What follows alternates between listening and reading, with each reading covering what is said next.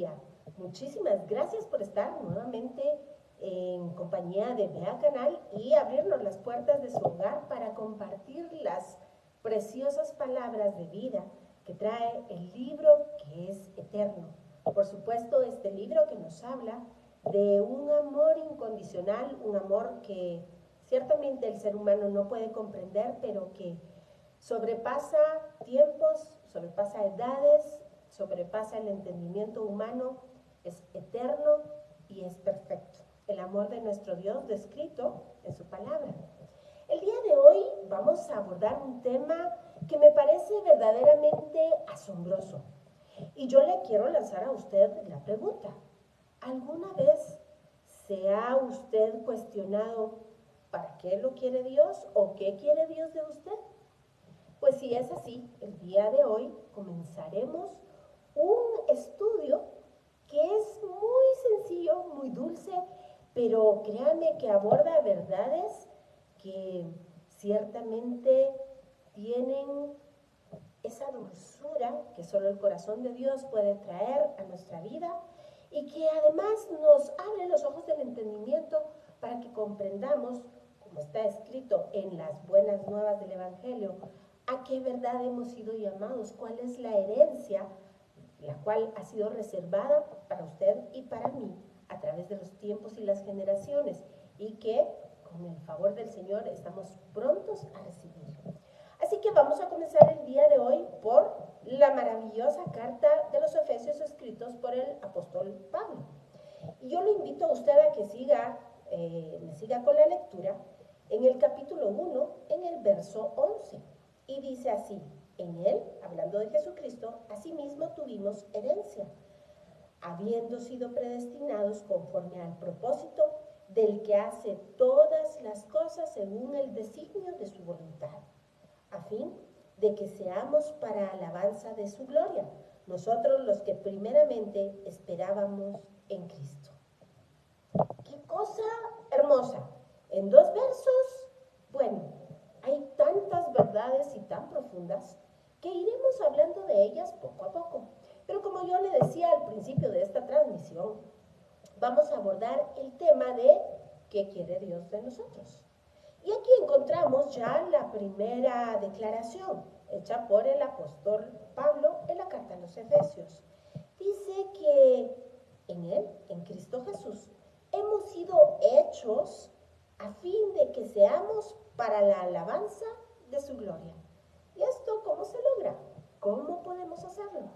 Pues bien, encontramos la respuesta y las instrucciones en el Antiguo Testamento. Acompáñeme usted y vamos a ir al capítulo 10 del libro de Deuteronomio. Y dice así. Voy al pasuk o al versículo 12. Ponga atención y mire cómo es de clara la respuesta. Ahora pues, Israel, ¿qué pide Jehová tu Dios de ti? Sino que temas a Jehová tu Dios, que andes en todos sus caminos y que lo ames, y sirvas a Jehová tu Dios con todo tu corazón y con toda tu alma. Y vea lo que dice el versículo 13. Que guardes los mandamientos de Jehová y sus estatutos que yo te prescribo hoy para que tengas prosperidad. Bueno, hay tanto que decir y tanto que descubrir en estos versos que vamos a comenzar poco a poco. Y dice, ahora pues Israel, ¿qué te pide Hashem Elohim de ti? Sino que temas a Jehová tu Dios. Pues podemos entender que este es el primer escalón o la parte fundamental de lo que Dios nos pide, que le temamos. Y es importante entender qué quiere decir temer a Dios, porque en el español podemos tener ciertas conceptualizaciones que a lo mejor no son exactamente las propias de acuerdo a la semántica del hebreo y además cabe resaltar que es el hebreo bíblico. Pero veamos parte de la estructura de este versículo. Ya vemos que se nos plantea cuál es la pregunta, ¿qué pide Dios de nosotros?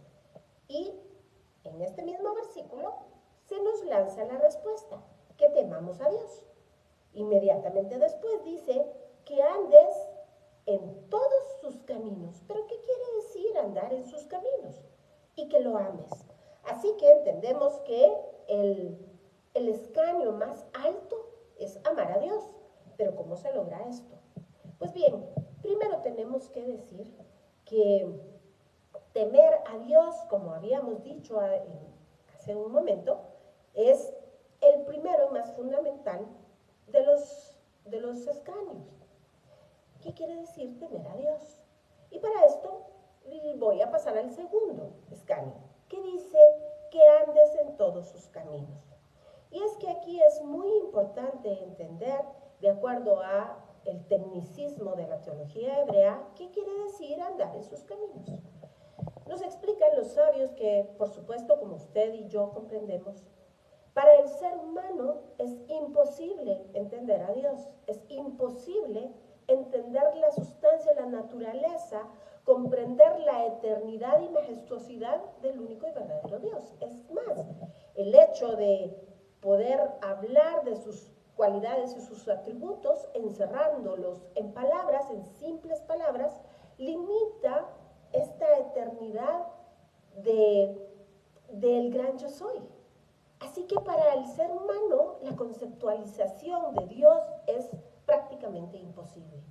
Y siendo Dios nuestro creador, el Elohim, como está descrito en el capítulo 1 del libro de Génesis, siendo Él quien nos creó, pues claramente lo conoce, lo sabe.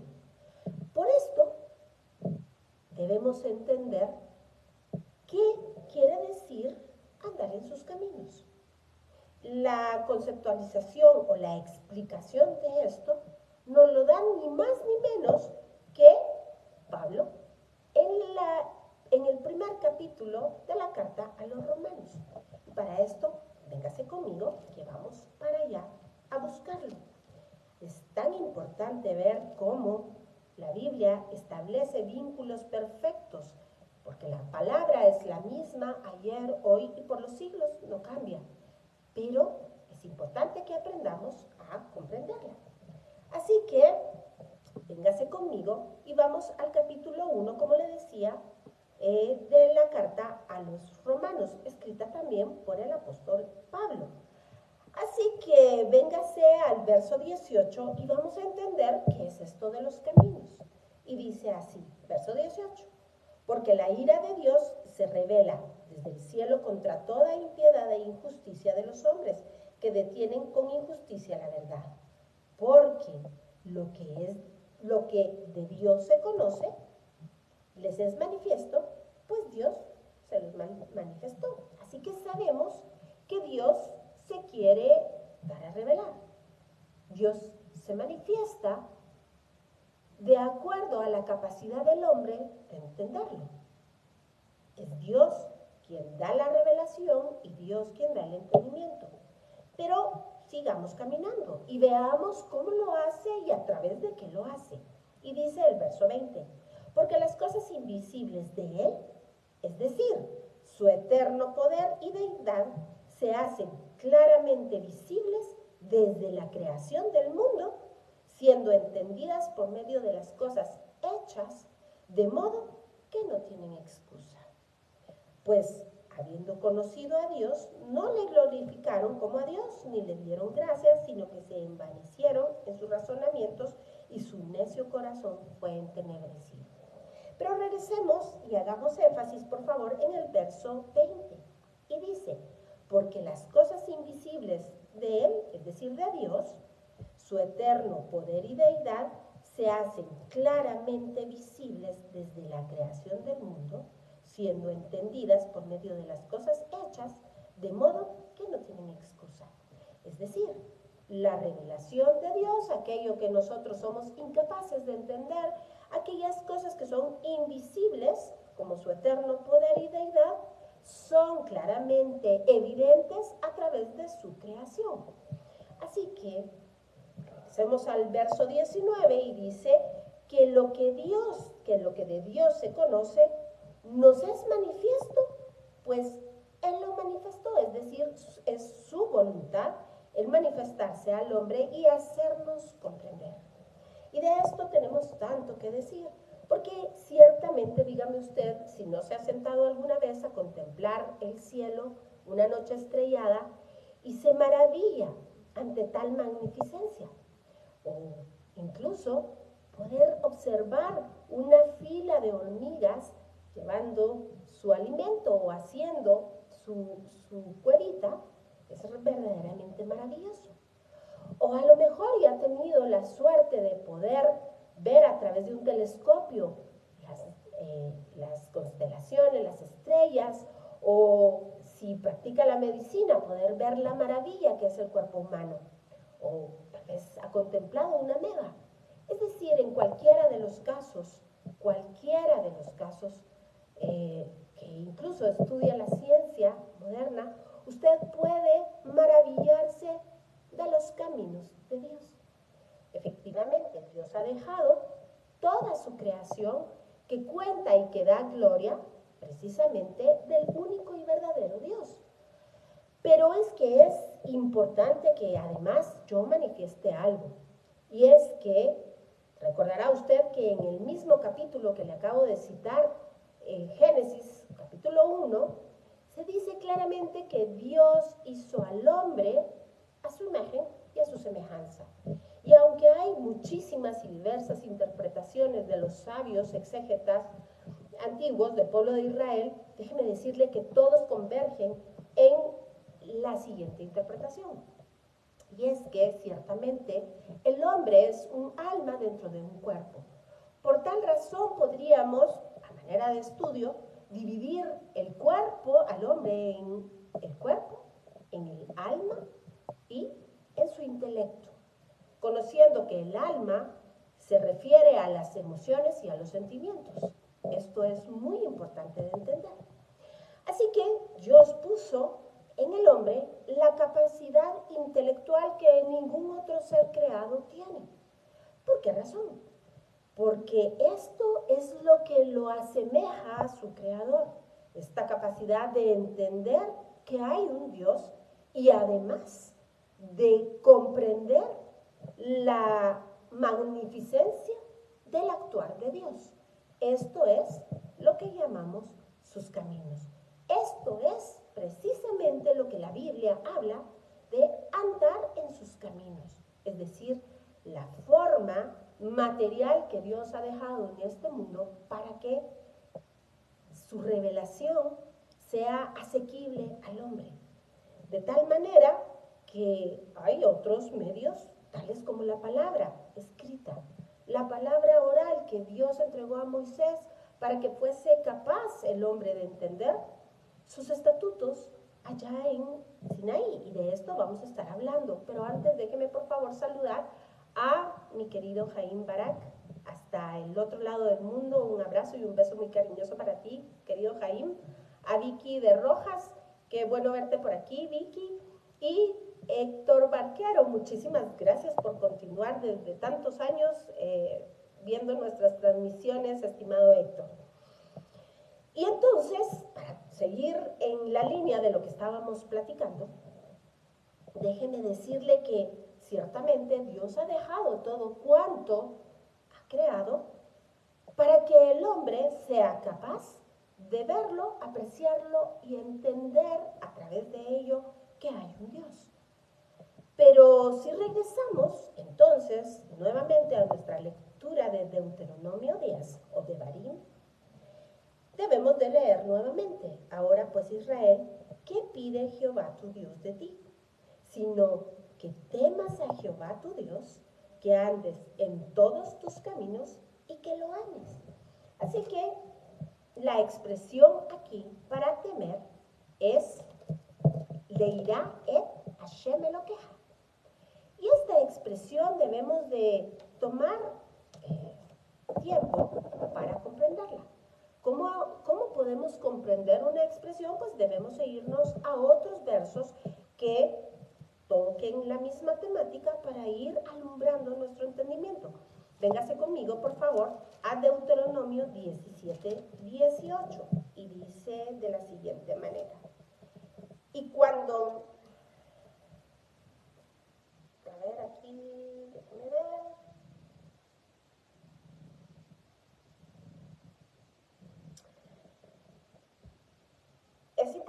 y ahorita que me sucedió, en el texto hebreo aparece en el verso 18, pero en el texto en castellano aparece en el verso 19. Y déjeme decirle que esto es una cuestión propia de la distribución de los capítulos en la Biblia hebrea y la Biblia occidental, digámoslo así. Así que en el verso 19, vea usted que dice, y lo tendrá consigo, le voy a leer desde el 18, y cuando se siente sobre el trono de su reino, entonces escribirá para sí en un libro una copia de esta ley. Está hablando del rey, del original que está al cuidado de los sacerdotes levitas. Todo rey de Israel debía escribir para sí un Sefer Torah. Vamos, verso 19. Y lo tendrá consigo y leerá en él todos los días de su vida para que aprenda a, ¿sabe qué? La palabra es exactamente la misma. Leerá Hashem, para que aprenda a temer a Jehová, Eloqueja, su Dios, para guardar todas las palabras de esta ley y estos estatutos para ponerlos por obra. Y aquí hay un secreto importante, porque si nos regresamos al capítulo 10 de Deuteronomio, usted verá que dice, para que obedezcas a mis palabras, para que las pongas por obra. Y esto no cambia incluso en el Nuevo Testamento, ya iremos para allá. Así que le vuelvo a leer el texto, y lo tendrá consigo, hablando del rey acerca del Sefer Torah, y leerá en él todos los días de su vida, para que aprenda a temer a Jehová su Dios, para guardar todas las palabras de esta ley y estos estatutos para ponerlos por obra. Así que vamos a otro verso y véngase conmigo al capítulo 28 del mismo libro que vamos a buscar, que dice acá en el verso 58. Y dice, si no cuidares de poner por obra todas las palabras de esta ley que están escritas en el libro, teniendo este nombre glorioso y temible, Hashem Elohim.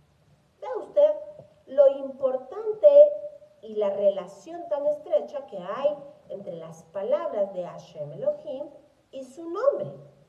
Le vuelvo a leer el verso y dice, si no cuidares de poner por obra todas las palabras de esta ley que están escritas en este libro, temiendo este nombre glorioso y temible, Hashem Elohim.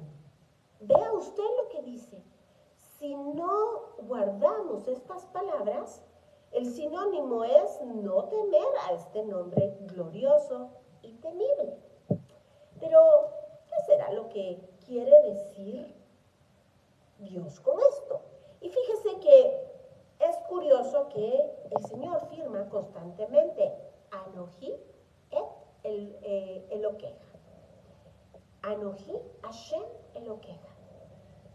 Esto es importante porque la firma de Dios va unida con el temor al Señor. ¿Por qué razón? Porque déjeme contarle que esta es, y le repito porque es muy muy importante, este es el primer escaño, esta es la primera gradita para que lleguemos al máximo, como está descrito en Deuteronomio 10, verso 13, amar al Señor. Y este será nuestro enfoque en las siguientes transmisiones, si usted me hace el favor de seguirnos, para lograr entender qué quiere decir amar a Dios. Así que poco a poco vamos entendiendo, y hoy ciertamente vimos que seguir sus caminos es contemplar la creación, contemplar lo creado, contemplar todo aquello que es fácil de entender para el hombre y encontrar en ello la revelación de Dios. Así, déjeme comentarle algo brevemente, y es que cuando Moisés estaba parado frente a Dios y le dijo, déjame contemplar tu gloria, recordará usted que Dios mismo le dijo, verás pasar mis lomos, mas mi rostro no verás. Te meterás dentro de la grieta y ahí estarás seguro. Así que ahí están descritos precisamente en este pasaje los 13 atributos de misericordia de Dios. el Gesed de Dios, que sobrepasa todo entendimiento. 13 atributos. Y se recuerda usted que el valor en gematria de la palabra Jabá o amor es ni más ni menos que 13. Así que cuando el Señor se revela, lo hace, por supuesto, desde el amor. Pero entonces, ¿habrá alguna contradicción cuando nos dice acá, ahora pues Israel, ¿qué pide Jehová tu Dios de ti sino que le temas? Si Dios se está revelando a su pueblo desde el amor, ¿qué sentido tiene que le temamos? Véngase conmigo, ya que los tiempos se nos están pasando muy rápido, véngase al capítulo 6, verso 5. Vamos a leer desde el 3 porque nos enriquece mucho. Y dice, oye pues, oh Israel, y cuida de ponerlos por obra. Vea qué importante para que te vaya bien en la tierra. Se da cuenta que los conceptos no cambian, todos son los mismos. Y dice, le leo, y cuida de ponerlos por obra para que te vaya bien en la tierra que fluye leche y miel y os multipliquéis como te ha dicho Jehová, el Dios de tus padres. Verso 4. Oye Israel, Jehová nuestro Dios, Jehová uno es. Esto es lo que se conoce como el Shema Israel.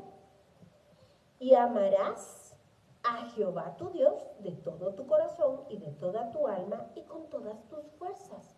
Este es ni más ni menos que el primer mandamiento. Pero podríamos preguntarnos, si Dios firma acá también, Anojí, si usted da vuelta a la página, usted verá que Dios también firma acá como Él mismo se revela. Anojí Hashem Elokeja. Déjeme decirle que encontramos aquí que hay conceptos que tienen una relación que no puede separarse, como el amor a Dios, el andar en los caminos, el temer al Señor y, por supuesto, escuchar y entender y poner por obra su palabra. ¿Y qué es su palabra sino sus mandamientos y lo que Dios nos insta a hacer? Así que el tiempo se nos está terminando, pero déjeme mostrarle algo que es verdaderamente asombroso. Y es que si nos vamos a los 10 mandamientos, regresemos por favor al capítulo 5, yo le voy a leer a usted a partir del verso 1. Y dice, llamó Moisés a todo Israel y les dijo, oye Israel los estatutos y decretos que yo pronuncio hoy en vuestros oídos, aprendedlos y guardadlos para ponerlos por obra. Jehová nuestro Dios hizo pacto con nosotros en Horeb. No con nuestros padres hizo Jehová este pacto, sino con nosotros, todos los que estamos aquí hoy vivos. Cara a cara habló Jehová con nosotros en el monte de en medio del fuego. Yo estaba entonces entre Jehová y vosotros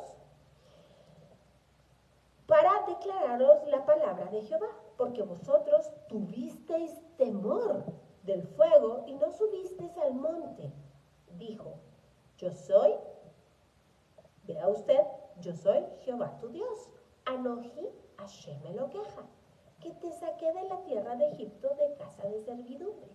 Y continúa, pero véngase ahora al capítulo 6 y dice, en el verso 1, estos pues son los mandamientos, estatutos y decretos que Jehová vuestro Dios mandó que os enseñase para que los pongáis por obra en la tierra a la cual pasáis vosotros para tomarla.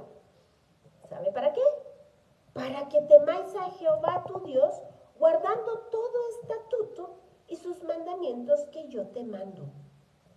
Así que la razón por la cual Dios mandó a Moisés que reuniera a todo el pueblo en Sinaí no fue única y exclusivamente para entregarles la ley por sí, sino que esta ley fue entregada para que el pueblo aprendiese a temer al Señor. Pero si usted ve, y si me acompaña por favor, vamos a leer los mandamientos usted los puede leer en casa y se dará cuenta que ninguno de ellos habla acerca de esta famosa palabrita que hemos estado comentando. Leirá et Hashem Elokeja. Leirá, temer. Así que, ¿a qué se refiere esto? Dice, para que aprendas a temer. Las leyes son para que aprendas a temer. Pues bien, déjeme decirle que el significado de esta expresión definitivamente no es tener miedo.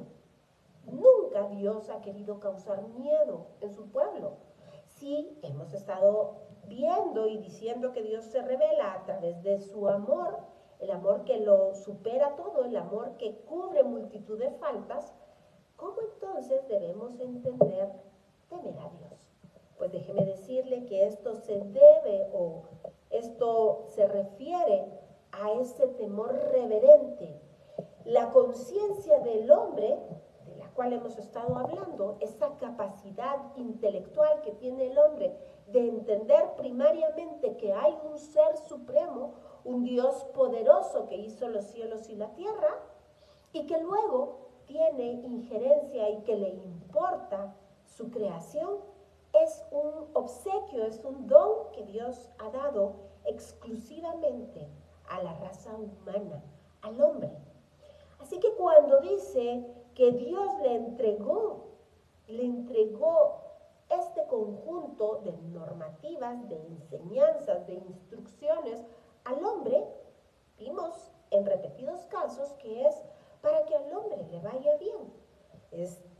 Podríamos decir que, o hacer una analogía, siendo Dios el creador, siendo Dios el constructor de todo cuanto existe y del hombre, puso además un manual de instrucciones, tal y como que usted comprase un electrodoméstico que viene con las instrucciones dentro. Si usted quiere que le vaya bien en el uso de su electrodoméstico, abra las instrucciones, léalas y sígalas, póngalas en práctica. Pero si no le importa cómo funcionará el electrodoméstico, haga lo que bien le parece, porque las instrucciones del fabricante estaban incluidas. Así que exactamente de eso estamos hablando, de las instrucciones del fabricante, que son buenas, son agradables, son perfectas y son eternas. ¿Son las mismas para el pueblo de Israel que para los gentiles? ¿Son las mismas para el pueblo que habitó hace 2 milenios? ¿Son las mismas para los que estamos vivos hoy? De esto vamos a seguir hablando las próximas semanas. Así que un abrazo fuerte, querida Karin. Qué bueno verte por aquí. Y a todos ustedes, muchísimas gracias por dejarnos entrar, como siempre, a su hogar y compartir con nosotros la dulzura de la palabra. Por mi parte, ha sido todo por hoy, pero lo espero la próxima semana, misma hora, mismo canal. Y por supuesto, la recomendación es siempre la misma, quédese en la mejor de las compañías. Por supuesto, solamente en Vea Canal. Nos vemos la próxima semana. Muchas bendiciones.